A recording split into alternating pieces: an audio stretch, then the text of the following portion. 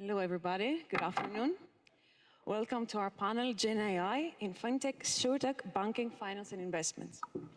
I'm Thalia Louzo from the Project Finance Development Department at Conbulk Shipmanagement company, a company that focuses on sourcing vessel investments for our investors in equity, for our equity investors in containers and bulk carrier market. Finance, insurance, banking is showing increasing interest in how technologies like GenAI could support operations, automate documentation, accelerate due diligence. For us, the question is not if AI will enter our workflows, but how it can do so effectively, safely, and with clear value. Here today, we have our amazing speakers, leaders from FinTech, InsurTech, engineering, and consulting, people who are already deploying GenAI at scale.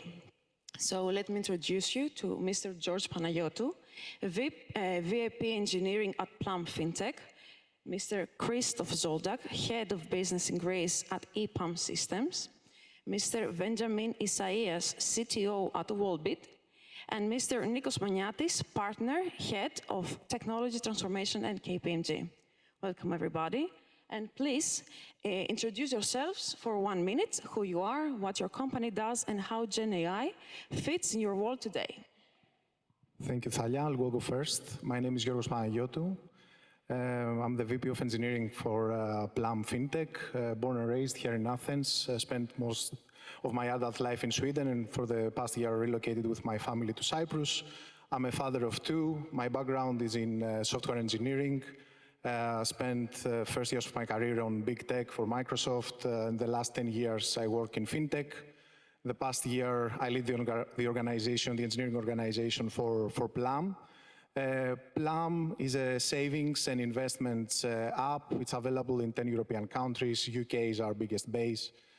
What Plum does, it helps our users save and invest with smart rules, automations, and AI. AI has been in the heart of Plum from day one. We have a very competent data team of analysts, scientists, and machine learning and AI engineers. And we've been developing ML solutions, and for the past 2 years also GenAI solutions. And I'm very happy to be here with you today to share some of our learnings. Thank you very much, and thank you, Thalia, for moderating. Thank you. Hi, everybody. Kalispera. My name is Krzysztof Zoldak. I'm the head of business for Greece for EPAM Systems. We have this joke flying around EPAM that we're probably the biggest company nobody ever heard of, which is not true because you're probably going to leave the room at least knowing the name. The truth is that we're 65,000 people strong. 90% of the people are heavyweight engineers, really trying to support the digitalization and digital backbone of all the organizations, global, smaller ones, local institutions across the globe. I think we have today close to 55 different locations, which is quite an interesting one.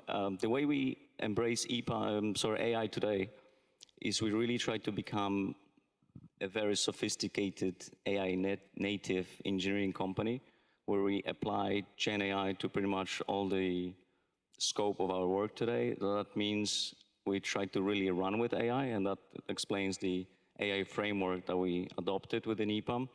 It's called EPAM AI Transform and then EPAM AI Run. And what that means, we apply AI to our internal operations and also how we interact with our customers, how we innovate, and also what we do best is build solutions for our customers. And all of it in order to stay ahead of the curve, like everybody else probably. Thank you. Thank you, Nikos. Hello. From my point of view, I'm Nikos, right? I'm not going to go through all the baseline of what KPMG is doing, but I would like to focus on how we approach the disruption from technology and AI as part of our discussion today. We're in a position to help our clients transform through applying technology and AI disruption in a way that makes sense for the business. So we don't just implement technology, but we help with transformation initiatives, embed this technology to the appropriate business processes, and measure the effectiveness of these technologies. And on the other side, when the clients need to transform because the current, let's say, state of technologies necessary to drive the company's transformation, transform, having the technology baseline to be able to not just re-engineer processes forever and ever, but adapt to the appropriate tools that make you, differentiate in the complex modern world. Thank you. Benjamin? Hello, I'm Benjamin Isaias. I'm the Chief Technical Officer at Wallbit. We are backed by Fairfax, one of the largest financial groups in the world.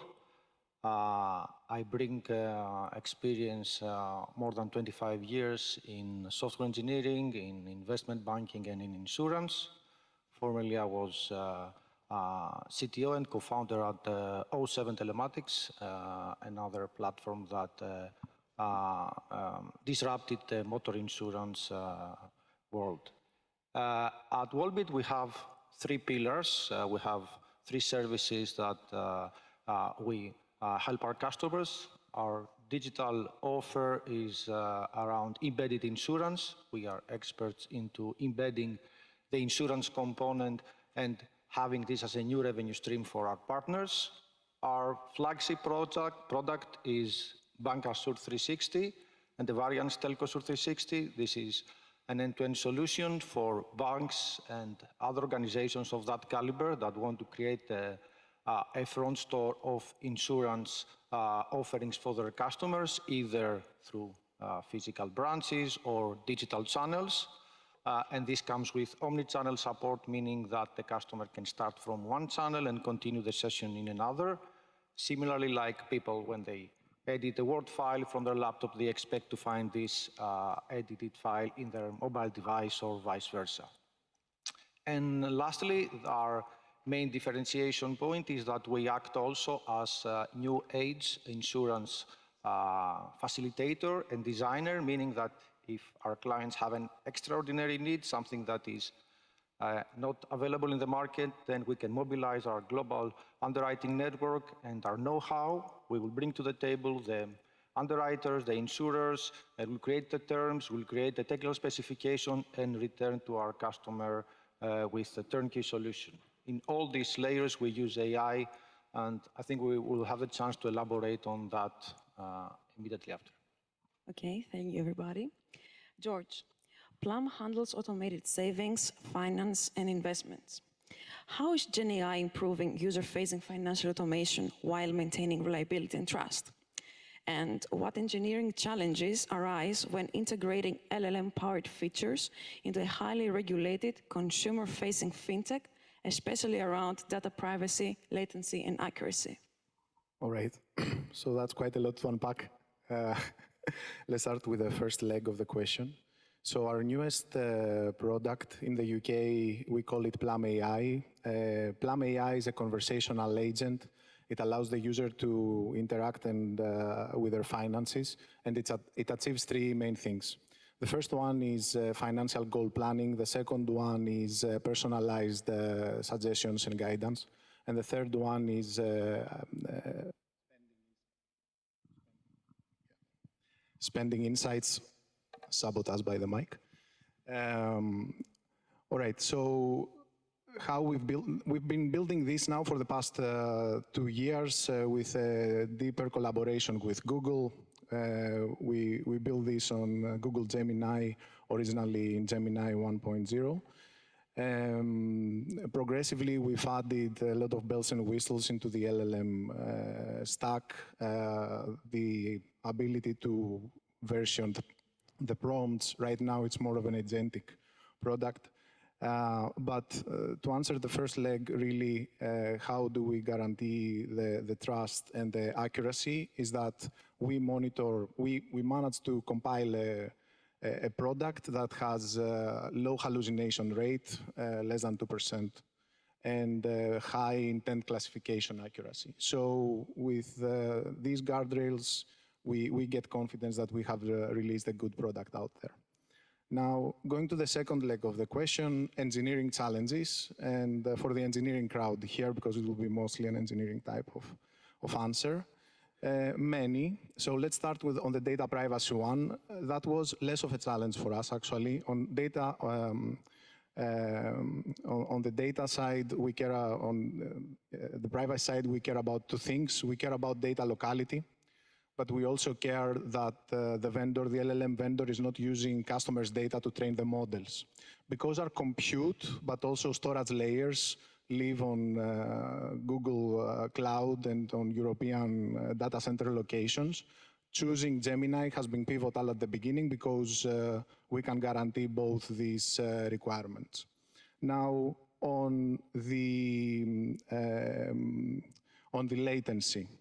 Well, that has been a challenge originally because in the first version, like 2 years ago, we built it based on the workflow pattern and essentially steps of prompts, sequential steps, no parallel invocation of sub-agents. And we had experienced very high latency. But now that we moved to an agentic flow, parallel invocations, and also that the models have matured, right? Originally Gemini 1, now now we have parts on 2 and 2.5, and actually Gemini 3 came out last week. So the industry is moving fast. It allows us to have user-acceptable latency. Now, something which is funny here is that users, like the latency doesn't need to be very fast, right? I mean, in any other industry, like fast latency is like to have very low latency. Actually, it's a must-have. But here, I mean, if the model gives you the perfect answer, but it gives it very, very fast, you consider it to be something is wrong. Like maybe the quality, like you expect it to think. And user research on our side has showcased that. So users expect a degree of latency that maybe is mostly tied to user psychology. Now, on the third aspect of accuracy and engineering challenges there,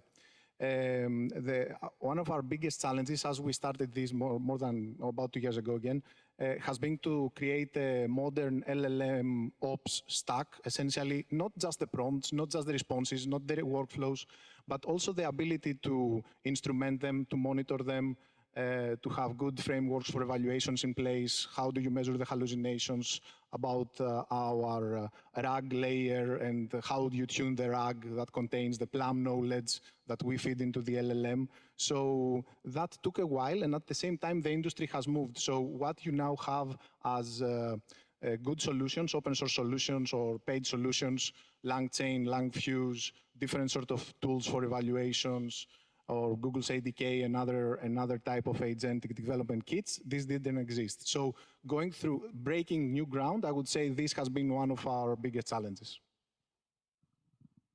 Thank you. Krzysztof, EPAM works closely with large financial institutions transforming into AI. From your perspective, what GenAI use cases have moved beyond pilots into production, and what business value are you actually seeing? So 2025 still is a really big year moving from pilots to production. Of course, a lot of ideas are still in a pilot phases, but we've seen a really mass deployments when it comes to the bank's back office operations, or for example, call centers or customer service experience. That's something that really took off this year and provides a huge value for both customers of a bank and the entire bank as an enterprise. So it's not only banks, right? We also do a lot of insurance companies actually having to use that benefit of an AI within the customer service. For example, what we've done recently for one of the insurers in the Northern Europe is to apply agentic framework to how they interact with customers. And with that, we could save up to 7 minutes per each call made by the customers to the bank.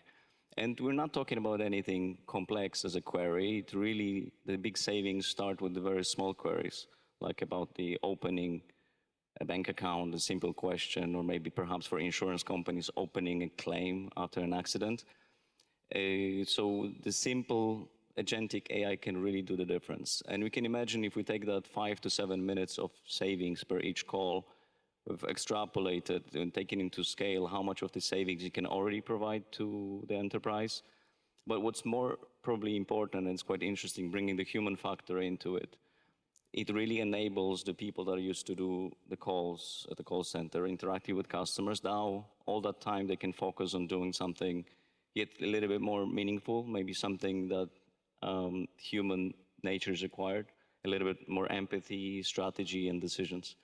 So customer service really took off in production. Another one that is quite interesting, we've seen in reinsurance companies and in IMF, for example. That's a story that recently made the headlines. We built a solution that is able to, basically you can chat to your data, which is quite cool because it provides the statistical data, and then you can naturally query it, you can analyze it, visualize it, and get the insights for the chat on your data, which saves a lot of time naturally for the people that are relying on the data, and especially the research departments that has to digest a lot of reporting and get some insights out of it. And the last big one that is, let's say, EPAM's bread and butter, because we're so software engineering heavy, it's really how we introduce agentic AI into the software development lifecycle. So, I mean, we have our own tools, right? Our own platforms for enabling our own ecosystem to be more efficient. But we also see a huge interest from the markets, and it's not only in Greece, it's across the world, of trying to make the development of the software really efficient. We can probably debate on what the numbers of efficiency possible gains are, whether 10%, 30, 40%. But I think we're still at the early stage and we're yet to see the full results. And there is still plenty of pilot use cases that haven't even made up to the production yet. I'm really looking forward to see more around banking, the cases around personalizations. I really cannot wait to an agent to tell me when to rebalance my portfolio, or whether I should move my assets from one location to another just to secure more gains for me. And what are the biggest blockers you see when large institutions try to embed GenAI initiatives? I think I won't be very original here, because when we first thought about AI, it's heavy on the technical side naturally, but actually technology is not a big blocker. Technology is here, we're here to embrace it and take it forward, make the best use out of it. There's also plenty of space to be done around the data quality, right? We have to make sure the right data gets into the AI modules to get the proper outputs. And also when it comes to banks or large financial institutions, there are legacy systems that need to be modernized in order to apply the generative AI on them. But the biggest blocker is the culture, and that's the non-original part, because I've heard already a few people talking about this. So really making sure that people that are doing a lot of manual work, that they have a new purpose.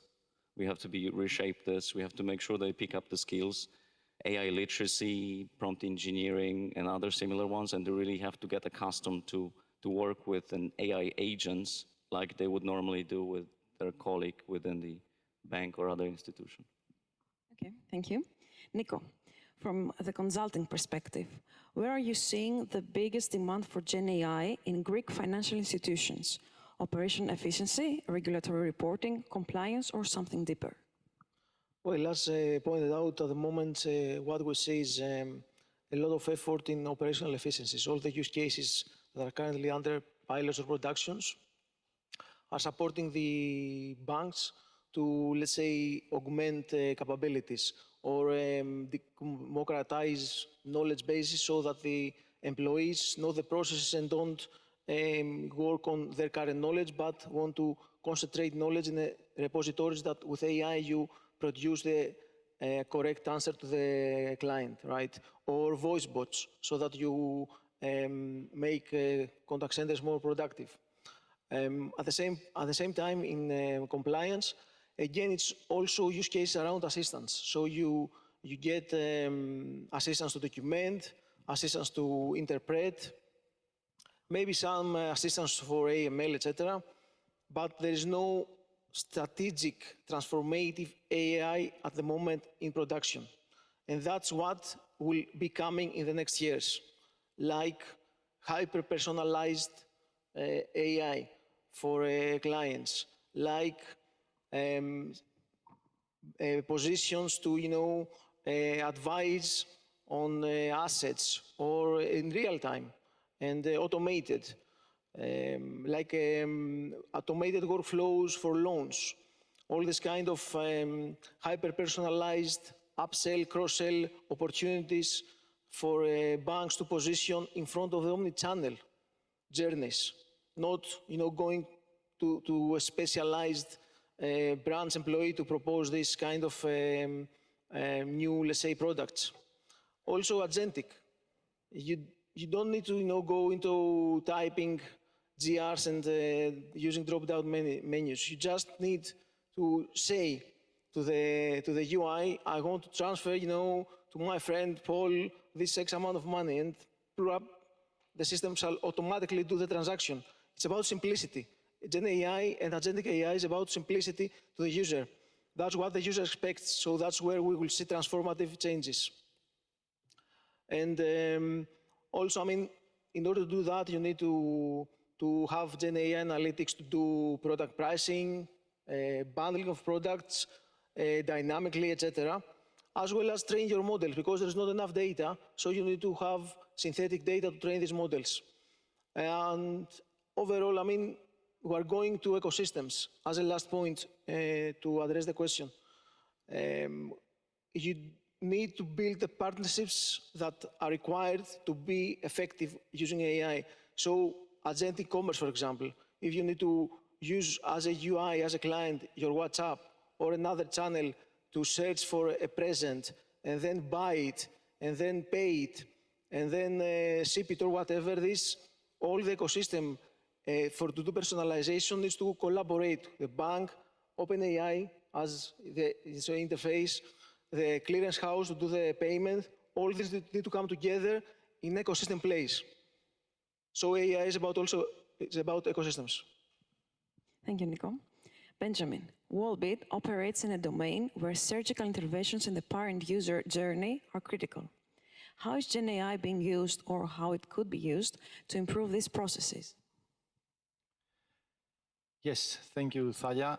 As I mentioned earlier, surgical intervention is our expertise. We embed insurance, and let me give you an example so you can easier understand the concept. Wallbit has created cancel for any reason travel insurance. So a traveler that wishes to spend time in the Greek islands during the summer logs into a hotel page to do his booking, and there they see the refundable rate, and also they see what we call the Wallbit rate, which is cheaper than the refundable rate, but also comes with refundability, 100% if the cancellation is for a specific reason, and 75% if the cancellation is for any reason. So along the way, probably the traveler will have some questions, so they will use the chatbot of the hotel to answer things about either the reservation or the cancellation policy that comes with the reservation. And the minute that the question is going to be about the cancellation policy, then the agent of the hotel page will interact with our MCP service, which is actually giving some intelligence, some contextual intelligence back to the hotel agent and reply with accuracy on anything that is related with insurance, since insurance is a highly regulated business and accuracy is very important. So these are two examples of how we have embedded insurance, once on the business level, so the pricing of the price of the rate includes a cancellation policy, and secondly, on a technical level, on the customer care level, by providing specialized MCP tooling back to the agent, to the fellow agent of the hotel. This is in the runtime, but this wouldn't be possible if also we weren't employing AI also in the build time. And let me give you some background about our platform here, because this is important. Long before the AI boom, we have created the concept of the InsurTech, which is a representation of an insurance product, along with an InsurTech DSL, domain-specific language we have created again. And this is the language that our platform understands. So our analysts were translating business requirements to InsurTech DSL, and then this was fed to the platform, and everything from there were generated automatically, either be it APIs or be it documentation for system integrators or be it prototypes and client SDKs. So this part we had covered already. But the main challenge in these projects, and I believe anyone will agree with me, anyone who has worked either in the finance or in the insurance industry, that the main challenge is finalizing the business requirements, right? Because there are many stakeholders, especially when you're working with banks.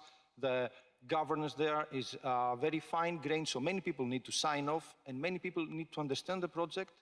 And each of these experts needs to be fed in a specific format. For instance, compliance officers need DPIAs in order to sign off a project. Information security officers need questionnaires to sign off a project. Business teams need working prototypes to understand what the customer will experience, and so on and so forth. So this is the main challenge we were facing, and we hadn't the tools prior to AI to give a tangible solution. Now, this has changed drastically with the InsurTech agent. Now, imagine that this agent has special context. First of all, it has a system prompt from Wallbit with regards to how to tackle the project and what are the project objectives. Secondly, it has context on all the stakeholders and the teams that these stakeholders bring to the table, along with their background and their field of expertise. Thirdly, as you can imagine, has excellent knowledge of the platform, the InsurTech DSL, and is an efficient software engineer when it comes to system integration. And fourthly, it acts as a project manager. So it understands deadlines, it understands risks, it knows when to delegate and when to escalate things to stakeholders. So now, the new form that we work with customers is that they enter this web application that it's powered by the InsurTech agent. The agent briefs everybody at their convenience with any project development that has occurred and they have missed. Ask specific questions because the objective of the agent is to create what we call the BRD, the business requires documents. And then it generates prototypes and it translates the material that these persons need in the format that they need it, as I explained before. And then once it gets sign off from everybody, it generates the InsurTech DSL that our platform needs, and also the technical specification that the development teams require in order development to progress smoothly. So these are two prime examples of how we use AI, both in the runtime, but also in the build time. Okay, thank you, Benjamin. Now I have a question for all our panelists here. How each of you see it from your side, what GenAI tools in finance have delivered the most measurable value so far and why? Do you want George to start? Yeah, I can take this. So three categories. So we can start with AML KYC. So at the moment, we're able to productionize a system that is evaluating proof of address documents using LLM workflows. At the moment, we do manual verifications. We have 10 ops agents that verify each and every document. And we, at the moment, have been able to get the accuracy of the LLM solution very high, above 90%. So that will allow us to process bigger volume of documents, reduce the time it takes to process the document, potentially also displace the ops in other parts of the business. Again, on CS, right, as the first line of customer support, we have an LLM, GenAI, for customer service. Some data I can share with you here is this. Doing that, we have 24/7 coverage. We have 80% cost reduction in ticket to serve. And we have also a delta of 8% on CSAT wars. So that is constant, meaning on average, the AI agent does 80% CSAT score, whereas the human does 88, and that fluctuates, 78, 75, or above 80, but the 8% is constant. Then on engineering productivity tools, right? We have been experimenting with different tools, originally Visual Studio Copilot, later now Claude, which, the tools keep improving.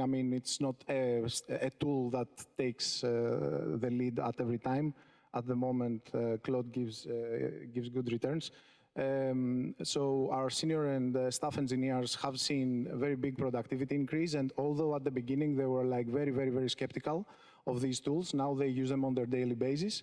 And we're at the process where we want to roll out guidance on how to use these tools and set expectations to the rest of the org. Thank you. Does somebody has to add something? Well, I would like to point out about disruption. We're talking about disruption by technology in various industries, like banking. Also, the consulting industry is being disrupted by AI.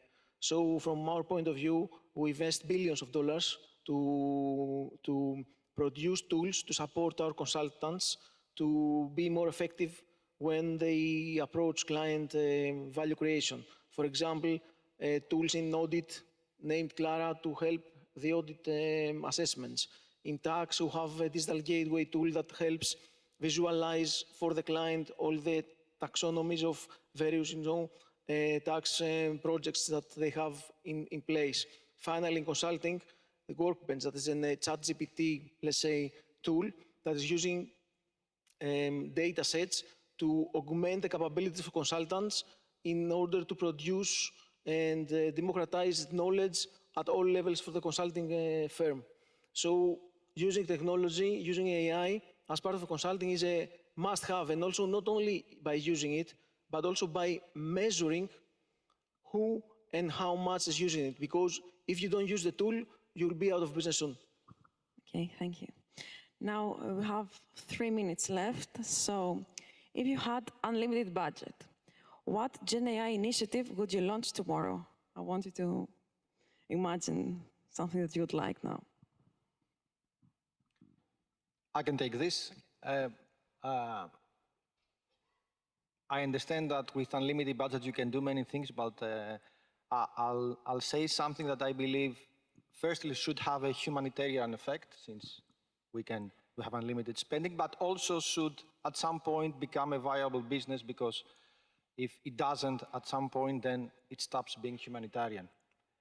So I believe many people here are concerned with the weather change. I heard recently before from Yorgos, from George, that in Sweden there is no ice anymore, or something that we as people living in Greece expect that happens every year doesn't happen any longer. And this has an impact obviously on many things, but I would like to focus on the impact about food supply. And what I would create is an insurance platform powered by parametric insurance and AI, so that people that work in the agriculture and suffer blows like that, for example, extensive periods of droughts or snow during spring and stuff like that, that destroys their crops, and this makes food prices go high. We could create insurance that can reimburse farmers based on monitoring weather conditions and without having people wait to get their money